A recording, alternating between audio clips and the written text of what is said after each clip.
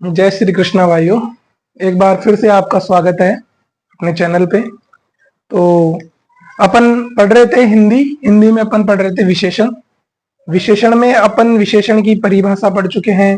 विशेषण क्या होता है, कितने प्रकार का होता है, उसके अलावा उसके सभी प्रकारों की डेफिनेशन, उसकी परिभाषा पढ़ चुके हैं और उनके उदाहरण भी अपन पढ़ चुके हैं। इसके बाद में आपको मैं विशेषण से संबंधित थोड़ा और कुछ जो एग्जाम में आप अपने पूछा जाता है उसके बारे में मैं आपको थोड़ा बताता हूँ। देखिए, एक जो विशेषण का प्रकार है, जो विशेषण का प्रकार होता है वो होता है तुलनाधर्मी विशेषण। उसके बारे में अपन थोड़ा सा देखते हैं। ये एग्जाम में बहुत बार पूछा जाता है, तुलना धर्मी विशेषण। ये जो तुलना धर्मी विशेषण है ये 3 प्रकार का होता है। कितने प्रकार का? 3 प्रकार का। ठीक है, मैं आपको तीनों प्रकार बताता हूं। तीनों प्रकार के बाद में 3 प्रकार का हो सकता है ये, और फिर उसके बाद में अपन उनके उदाहरण देखते हैं। तो पहला जो होता है वो होता है मूल अवस्था वाला तुलना धर्मी विशेषण।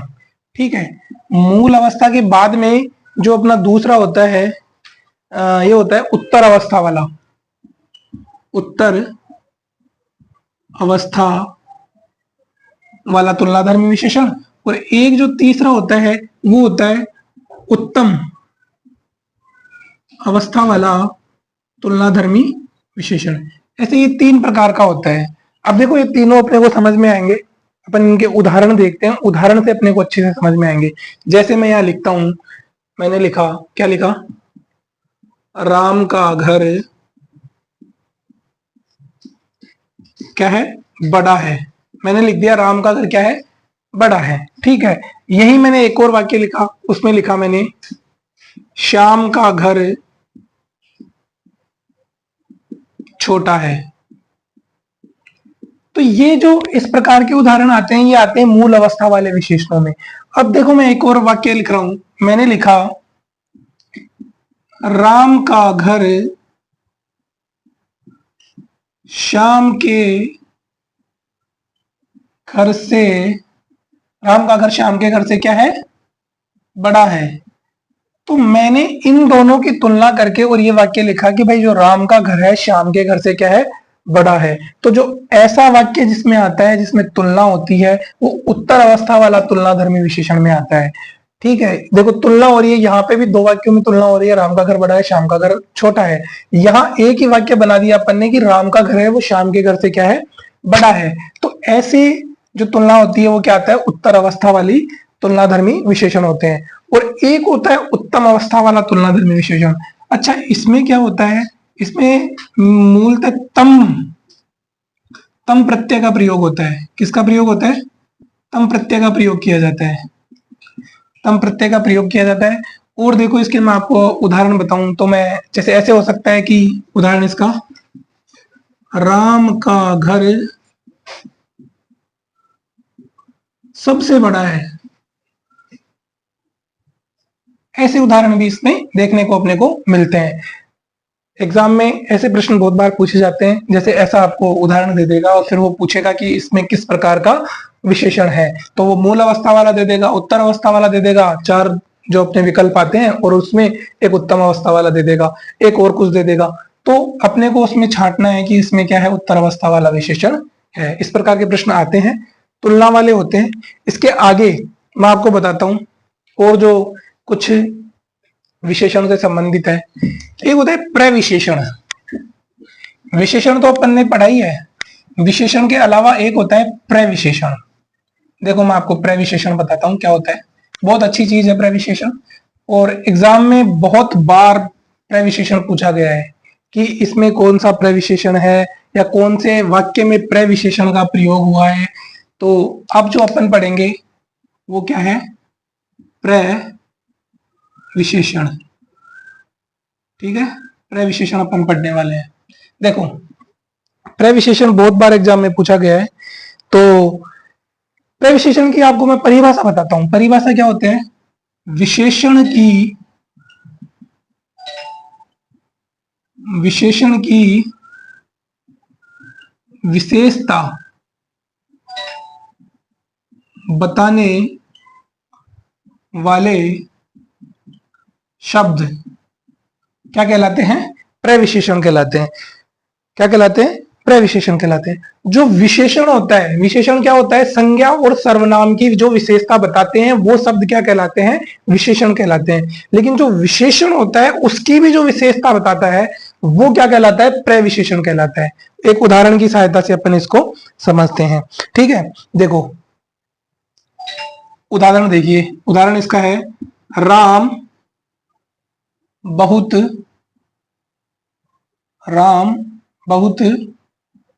मधुर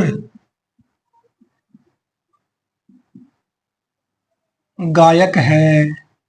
ठीक है, अब देखो मैंने क्या लिखा है? राम बहुत मधुर गायक है। तो राम कैसा गायक है? मधुर गायक है। इसका मतलब ये मेरे पास में क्या है? विशेषण है। ठीक है, और राम क्या है? राम की विशेषता कौन बता रहा है? मधुर है वो गायक। कैसा है? मधुर गायक है, ये विशेषण है। ये राम अपने पास में संज्ञा शब्द है, इसकी विशेषता बता रहा है ये मधुर शब्द कि राम मधुर गायक है। लेकिन जो ये विशेषण है, मधुर अपना जो विशेषण है, इसकी भी विशेषता कौन बता रहा है? ये बहुत बता रहा है कि भाई कैसा है वो, कैसा गायक है, कैसा मधुर है। लेकिन कितना मधुर है वो बता रहा है, बहुत मधुर है, बहुत मधुर है। तो बहुत मधुर है, तो इस विशेषण की भी जो विशेषता बता रहा है वो क्या कहलाता है? प्रविशेषण कहलाता है। तो यहां जो अपने पास में ये जो बहुत शब्द है ये क्या है? प्रविशेषण है। बहुत बार एग्जाम में ऐसा प्रश्न आता है कि निम्नलिखित वाक्य में से क्या प्रविशेषण कौन सा है? उदाहरण देगा आपको, बहुत दे देगा, जो 4 विकल्प आएंगे उनमें एक मधुर दे देगा, एक गायक दे देगा, एक राम दे देगा। तो जो प्रविशेषण है वो बहुत है। प्रविशेषण का सीधा सीधा अर्थ होता है जो विशेषण की भी विशेषता बताता है वो प्रविशेषण कहलाता है। अच्छा, आपको मैं और उदाहरण देता हूं, देखो इसको। जैसे कि दूसरा उदाहरण देखिए, सवाई माधोपुर सवाई माधोपुर में क्या मिलते हैं? सबसे ज्यादा अमरूद मिलते हैं। तो देखो, सवाई माधोपुर के अमरूद बड़े मीठे हैं। ठीक है, अब मैंने लिखा कि सवाई माधोपुर के अमरूद हैं, वो बड़े मीठे हैं। अगर मैं यहाँ इस बड़े को हटा देता हूं और लिखता हूं कि सवाई माधोपुर के अमरूद मीठे हैं, तो ये जो मीठे शब्द है ये क्या है? अमरूदों की विशेषता बता रहा है कि अमरूद कैसे हैं? मीठे हैं। तो यहाँ जो ये मीठे शब्द है मेरे पास में क्या है? विशेषण है। समझ में आ रहा है? ये विशेषण है। और ये मीठे भी कितने मीठे हैं? बड़े मीठे हैं, बहुत अच्छे मीठे हैं। इसलिए जो ये बड़े हैं, यहाँ ये मीठे की विशेषता बता रहा है कि वो बहुत ज्यादा मीठे हैं। बड़े मतलब बहुत ज्यादा मीठे हैं। तो यहाँ जो ये इसकी विशेषता बता रहा है ये क्या है? प्रविशेषण है। समझ में आ रहा है आपको? विशेषण की विशेषता बताने वाले शब्द हमेशा प्रविशेषण कहलाते हैं। एग्जाम के पॉइंट ऑफ व्यू से ये बहुत इंपॉर्टेंट है, महत्वपूर्ण है। ये आप इसको महत्वपूर्ण लिख लीजिए, बहुत बार पूछा जाता है ये। ठीक है, और मैं आपको बताता हूं इसके अलावा। तो ये तो हो गया प्रविशेषण। अब प्रविशेषण में भी क्या होता है? देखो, क्रिया के आधार पे भी प्रविशेषण होते हैं। तो मैं क्रिया प्रविशेषण बताता हूं आपको। अब आपको प्रविशेषण अगर समझ में आ गया तो क्रिया प्रविशेषण ज्यादा टफ चीज नहीं रही है। फिर देखो, अब अपन पढ़ते हैं क्रिया प्रविशेषण। क्रिया प्रविशेषण क्या होते हैं? एक उदाहरण बताता हूं मैं आपको। उदाहरण क्या है? जैसे कि राजू